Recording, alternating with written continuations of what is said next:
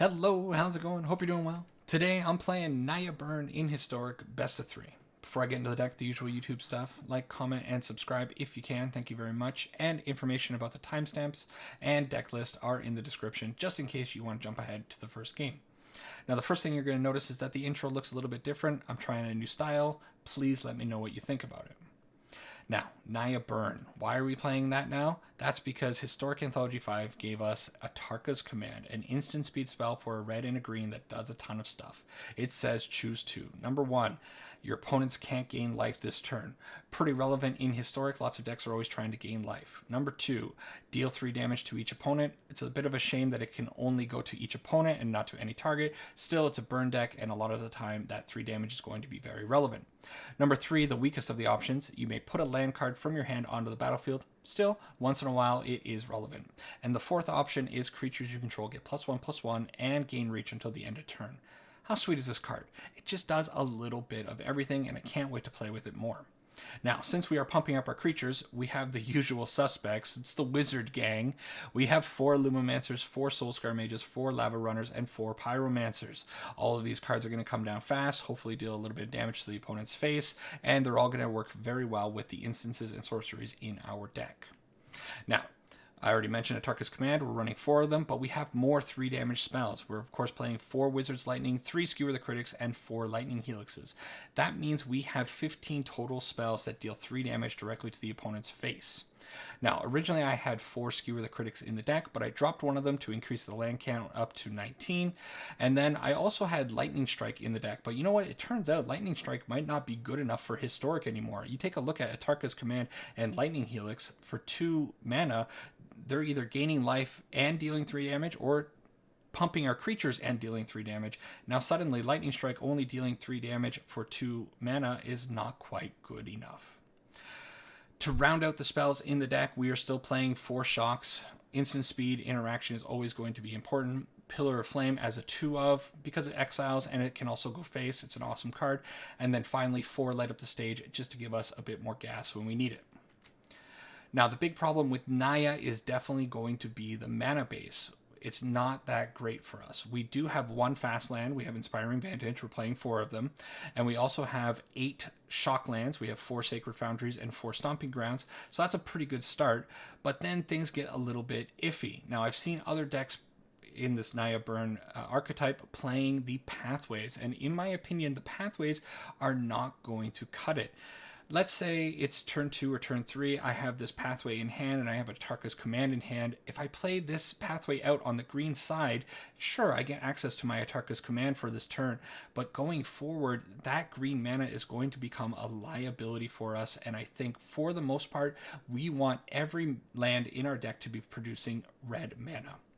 So instead of playing the pathways, I've decided to play Clifftop Retreat and Rootbound Crag. They both produce red mana, and they give us access to plains and forests. The downside is, of course, they need a mountain or forest or plains to come in untapped, and that can get a little bit awkward if we have like an opening hand of Clifftop Retreat, and Rootbound Crag. Still, it's a problem that is going to exist in the Naya mana base when we are so heavily invested into red, and we just got to kind of deal with it. Now, in the sideboard, we have the usual cards. Thundering Rebuke, just to deal 4 damage to some vital creatures, like Questing Beast. A Braid can come in, deal 3 damage to a creature, or destroy important artifacts such as Ember Cleaves or the Oven. And then Anger of the Gods as a sweeper against opponents like Elves. Next, Cindervines we get access to now, and this is a sweet card that is really helpful during the control matchup. It says, whenever an opponent casts a non-creature spell, Cindervines deals 1 damage to that player. If you can get this out on turn 2 against like a Jeskai player or against a blue-white control player, this is going to deal so much damage over the course of the game to the opponent. And additionally, it has a great ability that can sometimes get in for 2 more damage if we're able to destroy an artifact or an enchantment near the end of the game. Roiling Vortex is a 3-of in the sideboard still. I think this is a great card just to shut off life gain a little bit more. Of course, Atarka's command also does this, but having a Roiling Vortex on the battlefield where we can always access that ability is going to be very helpful. It's also going to chip away at the opponent's life and our life, but still their opponent's life should be going down a lot faster in the matchup. And then it has that middle ability that still does 5 damage to players who cast spells for no mana. Things like Torrential Gearhulk and Ultimatums are going to get slammed by this card. And then now I'm trying out a couple of Rest in Peace. Originally, I had Grafdigger's Cages. I tried Tormod's Crypt for a little while. Since Anthology 5 came out, a lot of people are playing Reanimator decks, so I think having access to Rest in Peace is going to be good. Now, unfortunately, we are playing a Lurrus deck, and Rest in Peace doesn't work too well with Lurrus, but I think that's something that you can plan ahead. And in the game where you do slam a Rest in Peace and it greatly affects the opponent, hopefully you didn't need to rely on Lurrus. Still, this might be something that we need to change down the line a little bit. For now, I'm going to try it out.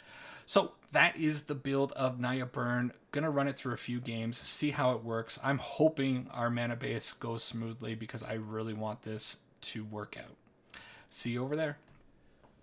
All right, Naya Burn. I hope it works out. I don't know if it's going to be better than Boros Burn or just straight mono red burn, but at least it's going to be fun.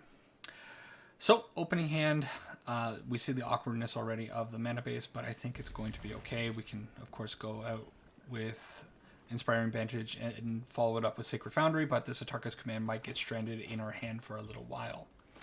Still, get to lead on a Lumomancer, and that's always going to be good, right? Pathway for the opponent. Unfortunately, I don't think I'm going to have a way to pump up the Lumomancer, and I think turn 2 is just going to be the Pyromancer. Alright. No. I usually attack with the 0-1. We're not going to attack with the 0-1 today. So, opponent on a mono blue type deck? Sure. Oh boy. So here is the awkwardness. I probably shouldn't have put in that Sacred Foundry, but that's okay. Where's Sid? Try to light up the stage.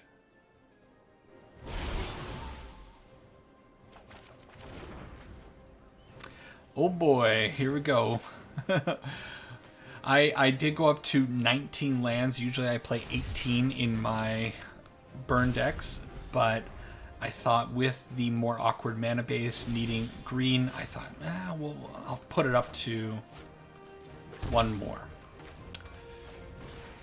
Don't know. Still, our opponent gets stuck on land there, so possibly have an opening here. Lightning Helix, that's great. Can put out the Lava Runner. It will have haste, and now I can get in for potentially another 6. Memory Lapse. Super fine. So already down to 9. So that might have been a very different game if the opponent didn't get stuck there, but that is fine. Now I got to assume the opponent is on some kind of control deck, so I want to bring in both of the enchantments, the Roiling Vortexes and the Cinder Vines. What I'm going to go down is a couple of Pyromancers, a couple of Lumomancers, and a couple of Wizard's Lightning. Actually, no, I'm going to take out the Pillar of Flame over the Wizard's Lightning. I think it's still valuable to have them in, even though we've taken out 4 of our 16 wizards.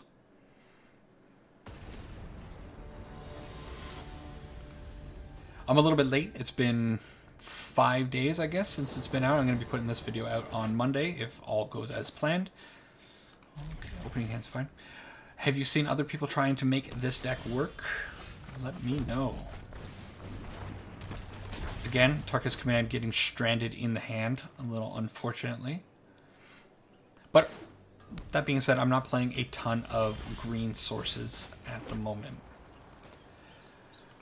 Well, attack in. This time, our opponent was on mono blue last time, right? Wow. Alright, I'm going to get in with the Skewer and hold up the Shock. Maybe I should have gone Shock, Skewer, got in for another point of damage with the Lava Runner. We'll see. So, Lava Runners are online, and now... Ooh, I think I actually want to get the Roiling Vortex down. I really wish he'd have land there, but... Get the Vortex down, it starts chipping away at the opponent, and we have some very good follow-up for the next turn, especially if we draw a land. Lava Coil is super fine. It's much better than a Lightning Helix. Every time I see an opponent on this kind of mana base, I'm always thinking they're going to have 4 Lightning Helixes, and there's no way I can beat them. So, just get in with the Gitu Lava Runner there, and then I'm going to hold up 1 red just to maybe blank some life gain from the opponent. Okay. I think they're in a little bit of a troublesome spot here. 1 to the top, 1 to the bottom. They're down to 8. I find this card is so good against Jeskai every time I play it out, and same with my testing with the Gruul one. What's it called? Forgetting names now. Cindervines. Have it in my notes beside me. So they tapped out. I'm just gonna throw damage there.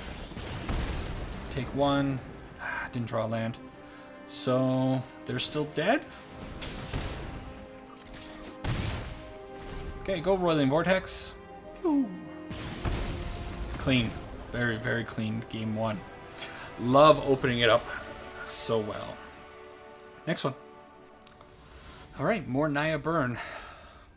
First game went well. I feel like the play was a little sloppy there. I got to tighten up. It's actually my first games of the day. I spent a lot of time putting together that intro. Oh, and here we go with the mana base again. We have our green this time, but now we have 3 Lumimancers and no white. So throw it away. Okay. Wow, if this were our opening hand, could you imagine? What do I want to throw back? Maybe the Lightning Helix, as much as it hurts me? Yep. Okay. So thankfully we do get to lead on the Lumimancer. It's not super important to get it down turn 1, with the follow-up being the Pyromancer, but we'll see.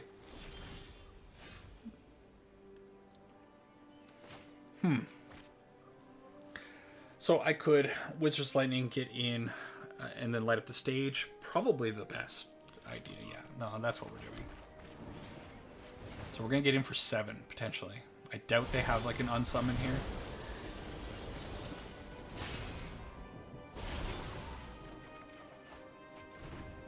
Those are great cards. So we'll be able to follow that up with the Clifftop Retreat, then go Atarka's Command, and then light up the stage in the following turn.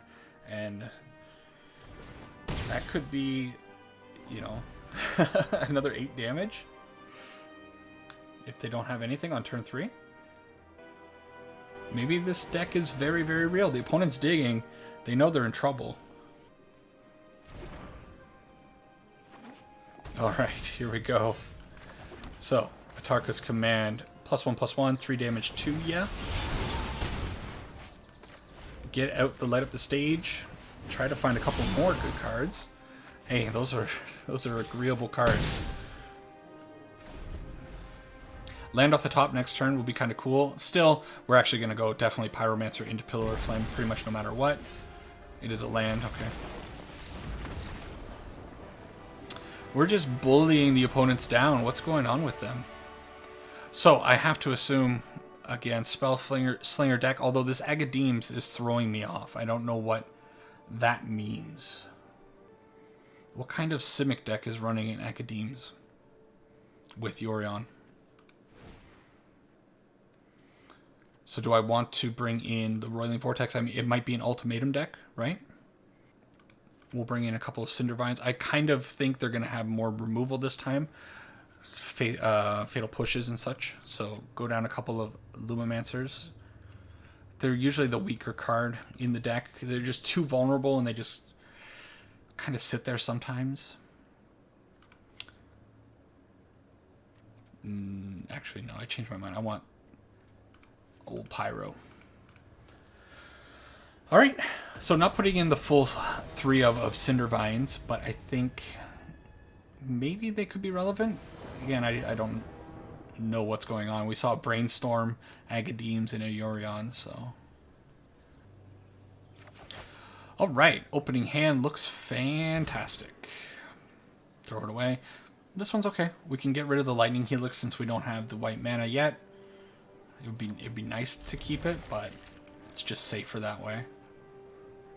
A little bit weak. I really want to see one of those enchantments.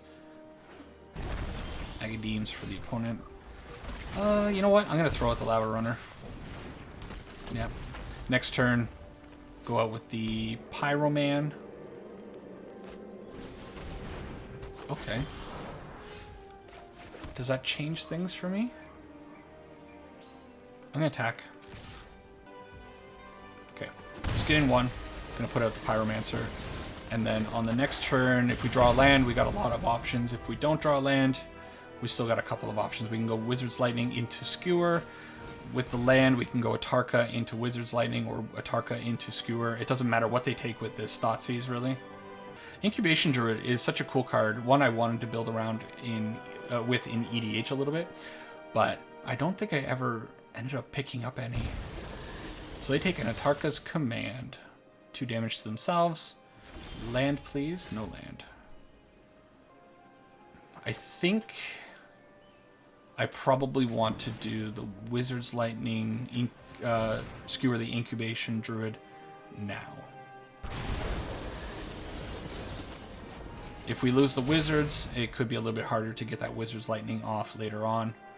I think it's just fine to get in for 7, remove their Incubation Druid. Okay, sure. We do play basics, only 2, but that's fine. So, down to 10. We have 5 damage in hand, potentially a little bit more if we can pump with the Atarkas. And they're doing some graveyard stuff. I did not expect that.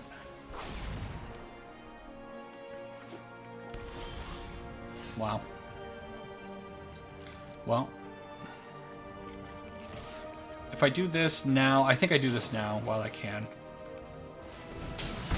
This will bring them down to 4, meaning if we draw land, we can go Pyromancer, Pyromancer, 4 to the face. If not, it's turn next turn and then another turn, and if they don't gain life, we should be able to get there.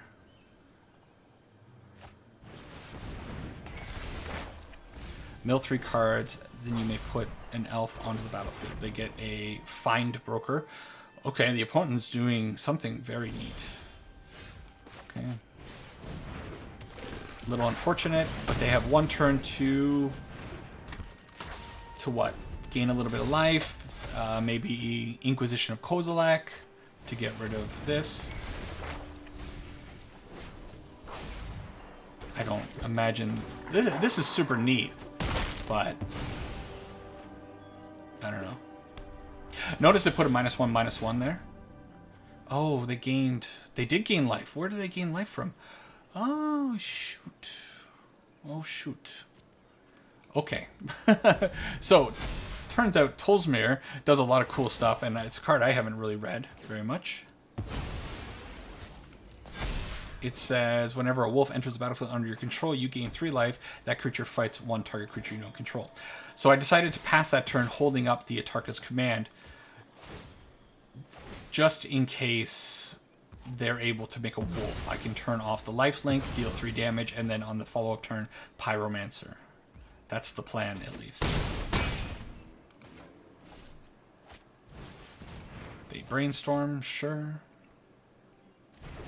What do you got, opponent? This is really... They're playing a sweet deck.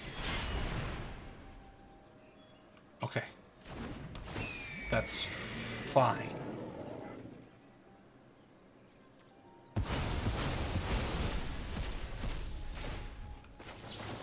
Look at this. Atarka's Command coming up huge.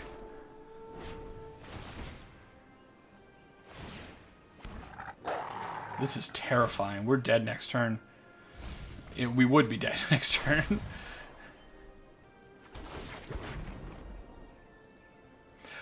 I remember this card in Standard when the Find deck... What was it called? Find Finality card was around, and that was a staple in that deck. Whew! Alright, we get the second match. Let's go on to the next one. Alright, more burn. Having fun with it. Have been lots of fun. Opponent gets to go first. That's not what we want. We always want to go first. We're greedy. Okay, opening hand looks not terrible. I wish we had a 1 CMC creature, but this is okay. Okay, opponent mulliganed down a little bit, and they might be on Selesnya Coco. Selesnya Coco is a big bad matchup for us. I hate it. And it's not a Selesnya Coco. Whenever a permanent entering the battlefield causes a triggered ability to trigger, counter that ability unless its controller pays 2. What does that mean for what our opponent's doing? Are they up to like some kind of shenanigans? They're going to try to put in something big and scary?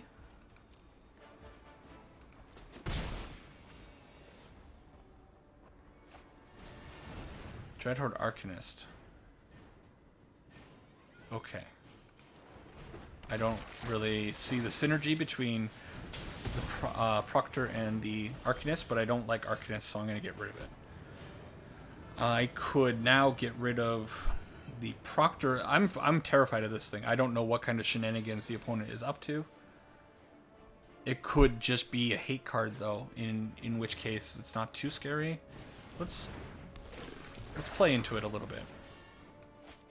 Oh, yeah. I just finished reading the card. Literally finished reading the card and saying, oh, it could just be a hate card. And then I allowed the Pyromancer to enter the battlefield like a dingus and not get any trigger.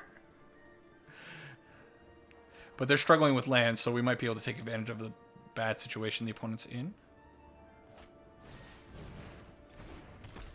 What?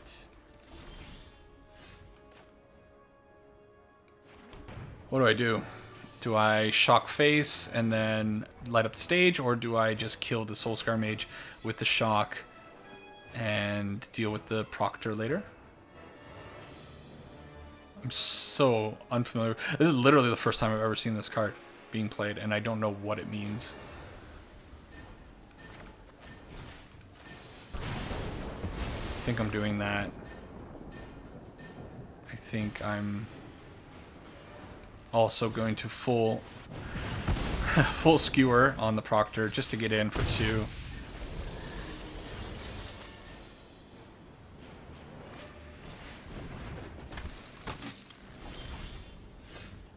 I am so confused.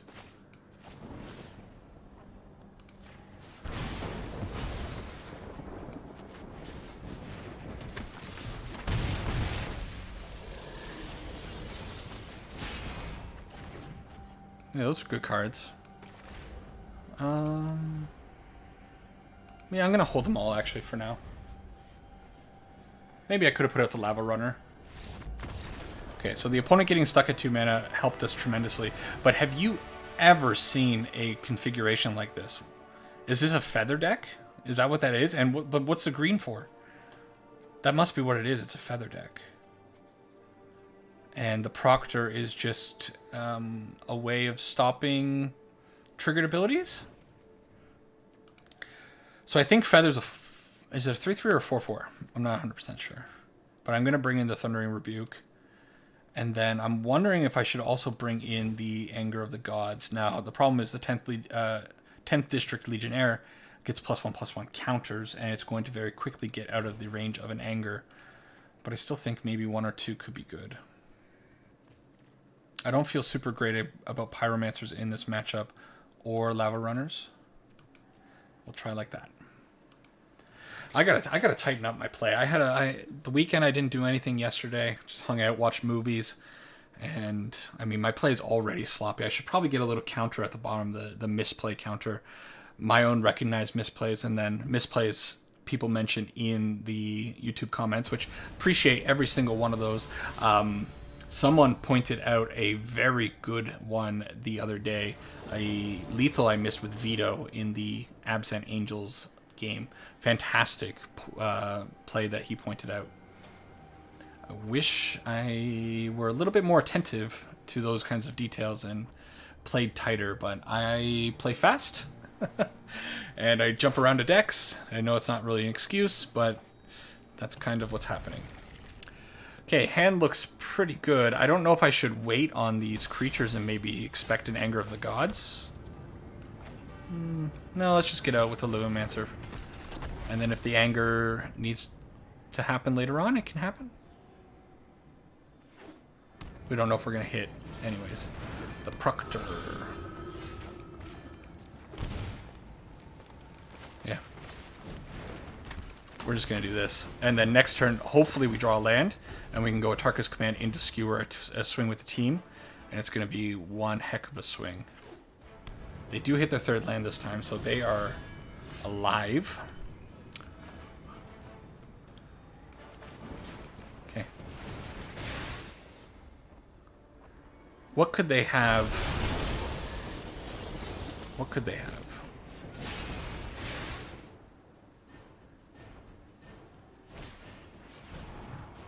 They could have that.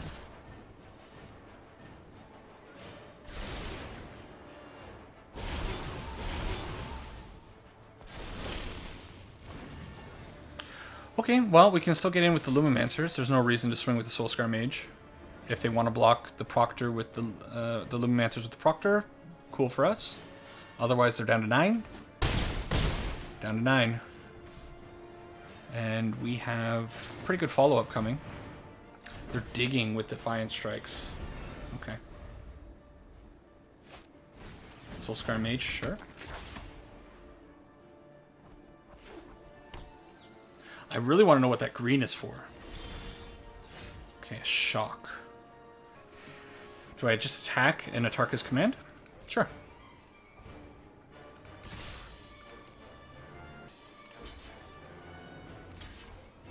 Maybe they're playing Atarka's Command. Maybe that's what the green is. I kind of imagine they have ways of pumping that Soulscar Mage and protection. Maybe another God's Willing. Fight is 1, so indestructible on the 2. Sure. So we get in for 3.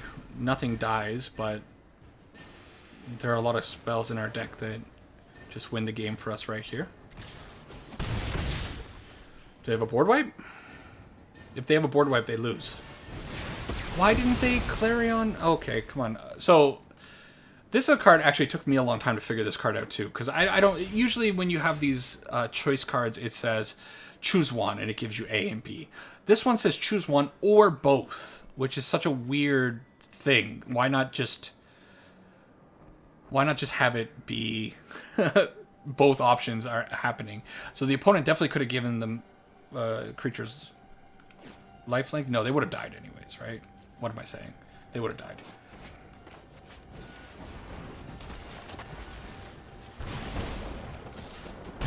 We win. I don't know if the lifelink there would have been better or not.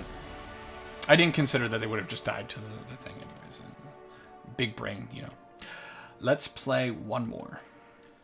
Okay, opening hand. Awesome. So far, everything's been working out. Hopefully keep this train rolling. I don't like that. Again, I don't want to see Selesnya Company. I'm fine with this. I'm going to kill the Elite before it gets out of control because that thing just keeps growing with +1/+1 counters. And I can't deal with it if it gets up to a 4. Fable Passage for the opponent, sure. So what can they do for 2? Nothing. Well, you know what I'm going to do is I'm just going to develop the board. Hopefully they don't have a Stomp. That would be pretty annoying. In fact, I'm going to play out a Mountain instead of the Sacred Foundry just to kind of bluff that I might have. Okay. That's cool. So the opponent used the put a land card onto the field. I'm still going to bluff the maybe like a shock or something. They take 2. What do they got for 5? Okay. So I like what they did there. They didn't want to... They want to hold up the Fable Passages to get a big pump on that Mammoth. Let's light up the stage. see what we get, and we get land and a very useful Fatal Passage. I'm going to put it in like that. And if I attack, they can pump. It goes up to a 5. It goes up to... It's getting +2, right? So it goes 7. -3. It'll be 4/4. And then they will be fine. So I'm going to send in the Lumimancers. If the opponent wants to block, cool.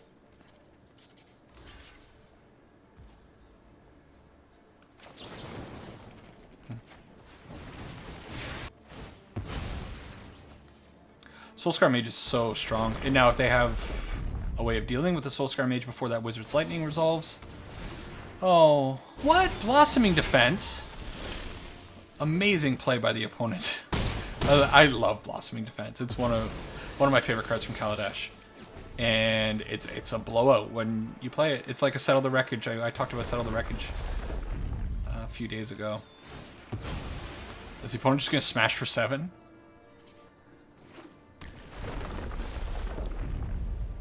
They've only got 1 card left in hand. You know, a lot of mana. 5 mana is nothing to sneeze at. But Dromoka's Command. Okay. It does apply the -1/-1 because it was kind of a spell. Alright. Let's see what we find under the light of the stage. Atarka.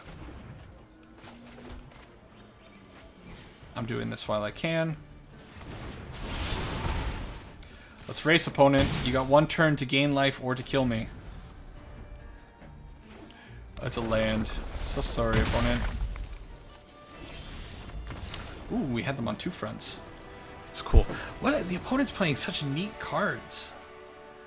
Okay, what do we do here? Terrified by their deck. Bring me in the Thundering Rebukes. I think they'll probably do well. Probably just that. I don't think I need Anger. There. Go down. No, just go down 2 Lava Runners. Again, same logic. If your opponent has a Mammoth on board and you have a 2/2 Hasty Boy, it's not going to get in most of the time. You might get in for 2 the first time it comes down, but in my experience, at least, the Lava Runner tends not to do very much. Oh boy, it's so close. It might be okay just to keep it and hope I can go Pillar of Flame, light up the stage, and get out the Lumimancers. But then I get the Lumimancers out, and I've already used my spells, so it doesn't seem like a great idea. I think I'm going to mulligan it. This is just better. Yeah. Okay. Terramorphic Expanse. So the opponent is all in on this, like, pump up the Mammoth idea, and I love it. Very late in the season, so I think a lot of people have finally made it to Mythic. People who are a little bit more creative or just kind of playing what they think looks cool. Okay, I gotta imagine that means I have a Stomp, right? Which, do I care?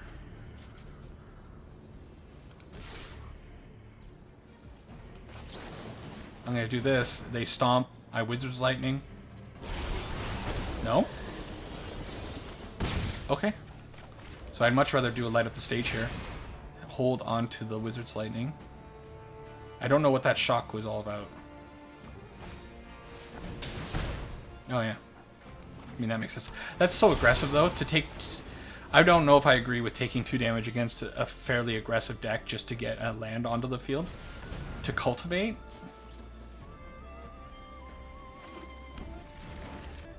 Fortunate for us. Ooh. Can't play that one. Need to play the Stomping Ground.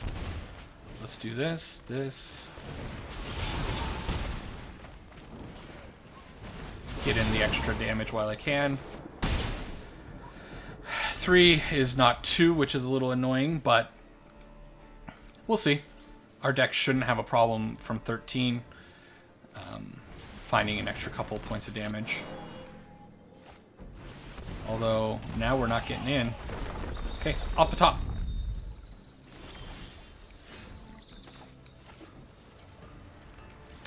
Put that in tapped. Let's put Luris in hand. And we might be taking some damage. I wonder if they're playing Embercleave. Okay, that's a mammoth. I have to block here. If they have an Embercleave, it's very good on the opponent. Okay, so we live to see another draw.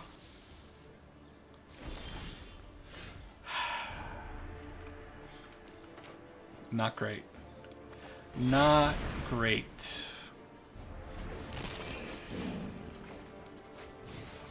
They didn't have it last time. They don't have it this time, right? That's the logic I'm gonna kind of assume. And assume that I'm gonna finally draw the land, or the spell that I need off the top. It's right here. Toski. Well, I'm 100% blocking that. And they have mana open. I think I just block the one. Okay. So nerve-wracking. Oh, my deck is giving my opponent so many chances.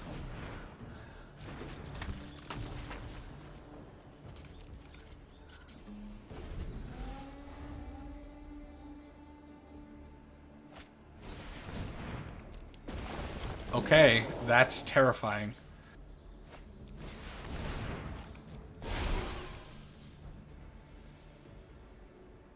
I love everything about what I'm seeing. I don't know about the Dragon's Guard Elite in this deck. But obviously the Mammoth with the Elemental, Toski is cool. The Cultivates get all the landfall triggers that you need. Wow, so brave. Opponent's thinking about cracking the Fable Passages. It's possible that they finally have the Embercleave. That's a red mana.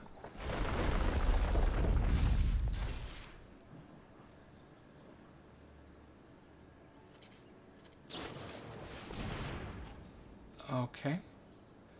Okay, so hang on.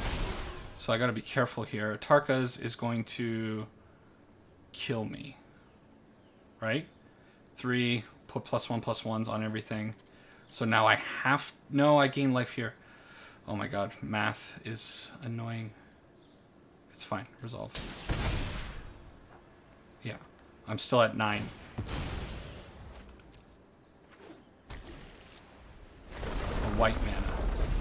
Why the white?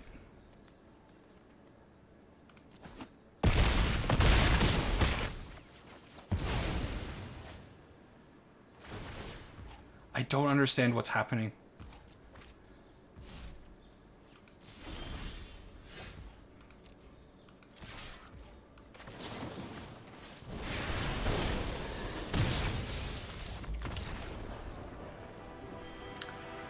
We'll go to a wrap-up. All right, back over here for a wrap-up. Naya Burn, it went super smoothly for me. I was very surprised at how well the games went. Everything felt like it was working very well. There were times where the mana was a little bit awkward. We didn't have a green source. We didn't have a white source here and there. There were some mulligans that we were forced into because of that. But overall, it still felt pretty good. Now, we did play against people that were on, more creative decks. It's the end of the season, so people aren't trying their hardest. If we did go up against like those really tuned tier decks, I'm not sure how well this deck actually stacks up. You can certainly win games, but I don't think you should be going into this deck expecting like tier 1. It's cool, it's fun, it can do its thing, and it can be super fast, but it's still lacking a little bit. We probably need another really effective 1 CMC creature. Also, maybe another 1 CMC burn spell could be really helpful for this deck. And then maybe in the future, better fast lands that can enable a better mana base overall. The sideboard felt good. Rest in Peace, I'm not so sure about still, but Cindervines, although I didn't get to play it in any of the games, I know that card is bonkers, and I'm really glad I have access to it now in the sideboard. Overall, cool deck. I think Naya Burn might be the burn deck that I'm playing from here on out, just because it's cool.